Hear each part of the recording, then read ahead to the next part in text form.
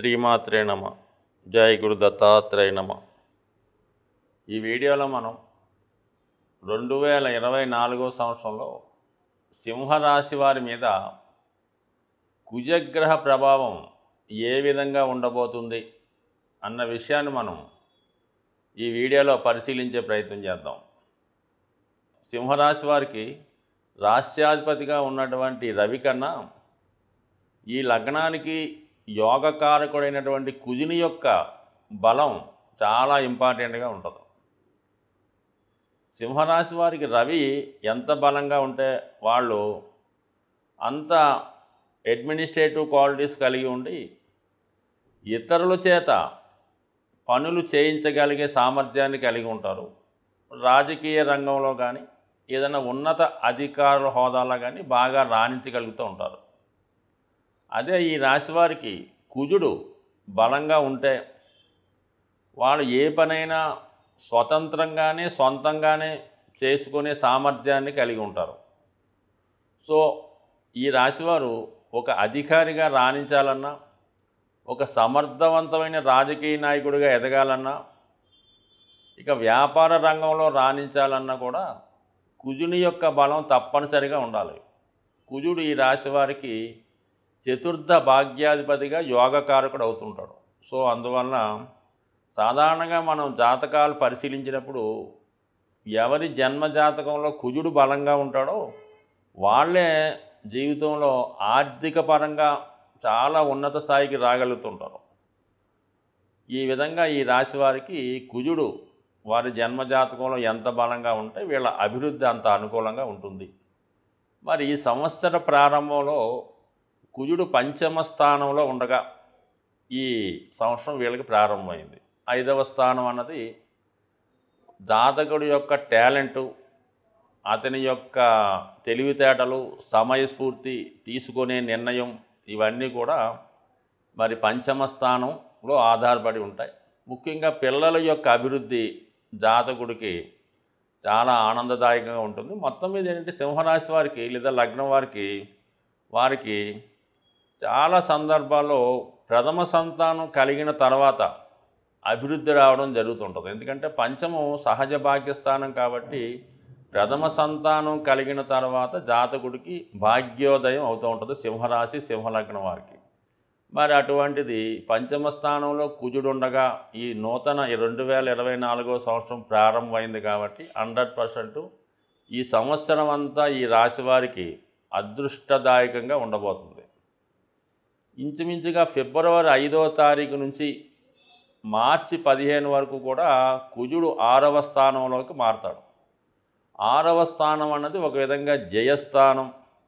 శత్రువులపై విజయం సాధించాలన్నా, పోటీలో విజయం సాధించాలన్నా, క్రీడారంగంలో రాణించాలన్నా 100% 6వ స్థానం అనుకూలంగా ఉండాలి. ఒకవేళ కోర్టు కేసులున్నా, అనారోగ్య సమస్యలున్నా, బంధువులతో విరోధాలు ఉన్నా కూడా ఈ సమయంలో మీ వైపు విజయం లభించి మీరు అనుకున్న విధంగా ఆ డిస్ప్యూట్స్ నుంచి లేదా ఆ సమస్య నుంచి లేదా ఆ రుణం నుంచి ఖచ్చితంగా మీరు బయటపడే అవకాశం ఉంటుంది.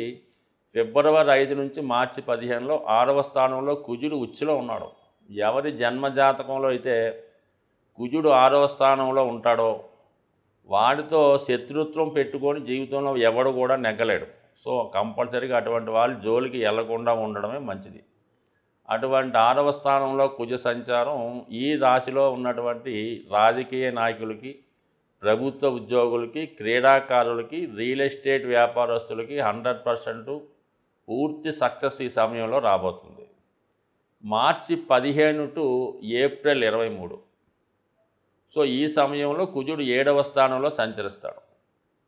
సో 7వ స్థానంలో సంచరించడం అన్నది ఒక విధంగా చెప్పాలంటే సరే భార్యాభర్తల మధ్య ఎడబాటు, పార్ట్నర్స్తో విభేదాలు పక్కన పెట్టడే.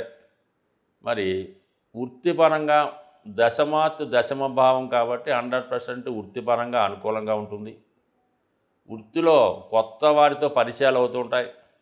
అలాగే వృత్తిలో అభివృద్ధి కూడా అనుకూలంగా ఉంటుంది. ముఖ్యంగా చతుర్థ భావం నుంచి చతుర్థ భావం గృహ నిర్మాణ కార్యక్రమాలు, స్థిరాస్తి సేకరించే ప్రయత్నాలు, భూములపై ఇన్వెస్ట్ చేయడం, భూముల కోసం ప్రయత్నం చేయడం ఇవన్నీ జరుగుతాయి.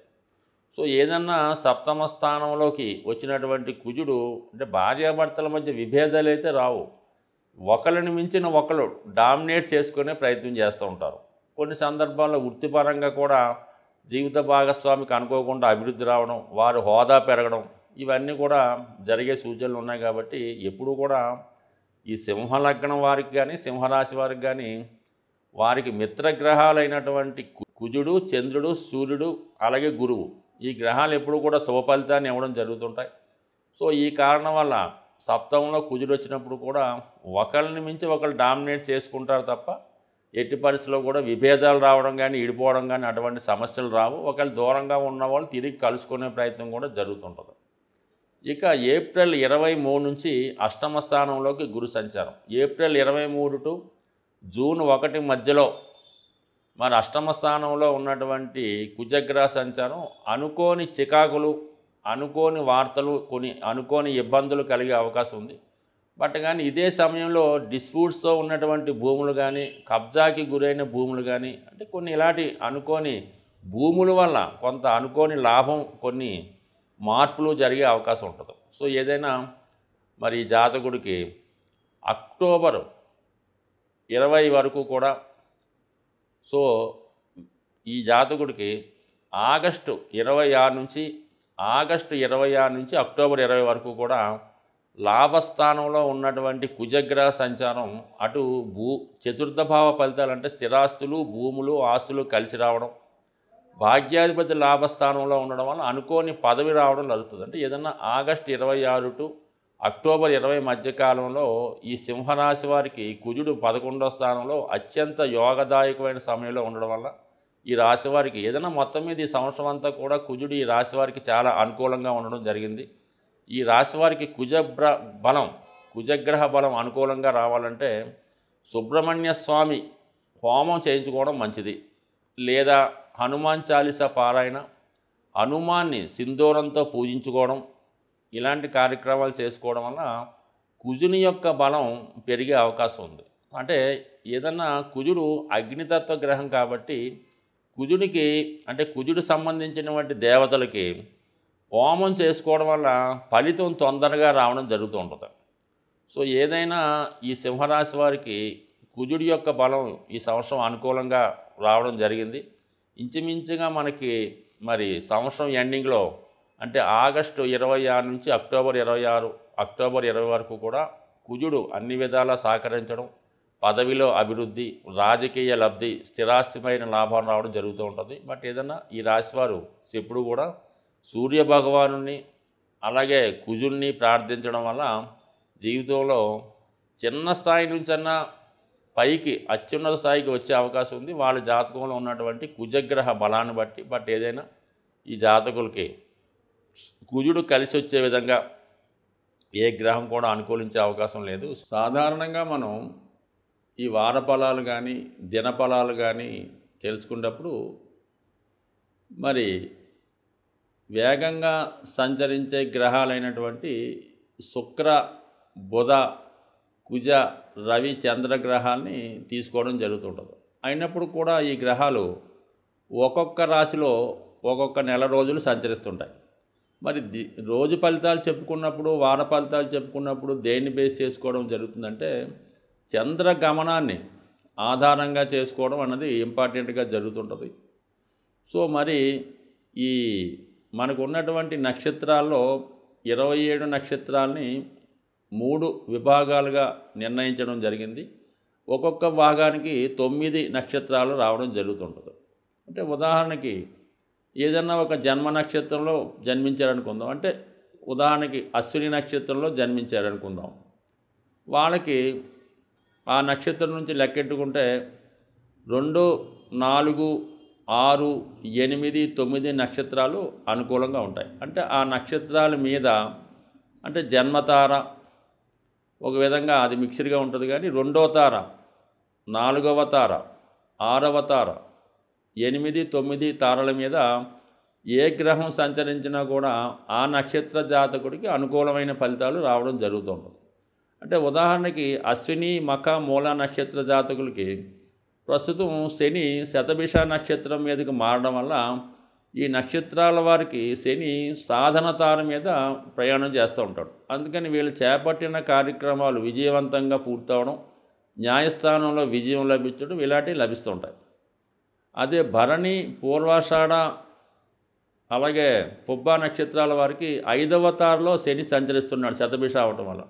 వాళ్ళకి 100% వ్యతిరేక ఫలితాలు రావడం, చేపట్టిన కార్యక్రమాలు ఫెయిల్ అవ్వడం జరుగుతుంటుంది. ఈ విధంగా తారాబలాన్ని కూడా బేస్ చేసుకొని ఈ వార ఫలితాలు మనం ఇంకా డెప్త్గా తెలుసుకోవడం వల్ల ఇంకా సూక్ష్మమైన ఫలితాలు రావడం జరుగుతుంటుంది. సో ఏదైనా జన్మజాతకంలో మనకి పుట్టినప్పుడు ఉన్నటువంటి గ్రహస్థితి వాటి యొక్క దశల మీద మాత్రమే జీవితం ఎక్కువ 70% ఆధారపడి ఉంటుంది. దానికి సపోర్ట్ చేసే విధంగా గోచారం అన్నది ఒక 30% ఉంటుంది. కాబట్టి కొంతవరకు వాళ్ళ స్థితిని బట్టి కొన్ని కరెక్ట్ అవ్వచ్చు, కొన్ని జరగకపోవచ్చు. సో ఈ కారణం వల్ల ఏంటంటే వీటినే బేస్ చేసుకోకుండా జన్మజాతకంలో మంచి దశ జరుగుతున్నప్పుడు వాళ్ళకి మంచి గోచారం వస్తే ఆటోమేటిక్గా జాతకం బాగుంటుంది. అలాగే జన్మజాతకంలో ఏళ్ళనాటి శని, అష్టమ శని ఇలాంటివి జరుగుతున్నప్పుడు, అలాగే శని మహాదశ జరుగుతున్నప్పుడు గోచారరీత్యా కూడా ఏళ్ళనాటి శని గట్ట వచ్చినప్పుడు ఖచ్చితంగా జాతకుడు ఇబ్బంది పడుతుంటాడు. బట్ ఏదైనా వెరీ సూక్ష్మంగా నిలుచుకున్న వాళ్ళకి ఈ తారాబలం ఇంపార్టెంటు. అలాగే చంద్రబలం మనకు ఉన్నటువంటి జన్మరాశి నుండి చంద్రుడు ఏ రాశిలోకి మారుతున్నాడు, అదే 8వ రాశిలోకి వచ్చినప్పుడు చంద్రుడు ఇబ్బంది కలగడం, అనేక సూక్ష్మంగా ఈ జ్యోతిష్ శాస్త్రం సాగుతూ ఉంటుంది. ఇంకా డెప్త్గా తెలుసుకున్న వాళ్ళు మీకు సమీపంలో ఉన్నటువంటి ఒక నిజమైన జ్యోతిష్కుడిని సంప్రదించి మీ యొక్క ఇబ్బందుల్ని అలా వాటిని పరిష్కరించుకునే ప్రయత్నం చేసుకోవచ్చు. అంటే జాతకంలో ఉన్న ప్రతి సమస్యకి పరిష్కారం ఉంటుంది. అది నిజాయితీగా క్రమశిక్షణతో నమ్మకంతో చేసుకుంటే 100% ఆ సమస్య పరిష్కారం అయ్యే అవకాశం ఉంది. స్వస్తి.